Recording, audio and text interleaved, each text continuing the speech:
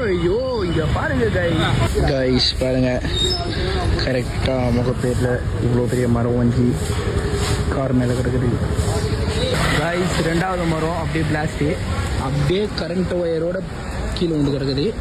So போகிறவங்க ரோட்டில் பார்த்து போங்க, லொக்கேஷன் இருக்குன்றோம், சேஃபாக இருங்க. பட்டேல் ரோட்டில். ஸோ கைஸ், மதுரவாயில் ஏரிக்கரையில் பெரிய அந்த ப்ரொமோஷனல் போர்டு வந்து வஞ்சி கிடக்குது, ஏட்டா கூடமாக வந்துருக்கு கைஸ். பாருங்க அடுத்த ஸ்பாட்டு, கால் பாதி உள்ள போயிடுச்சு. நோடா டே, இவ்வளோ தண்ணி, சரியான மலை.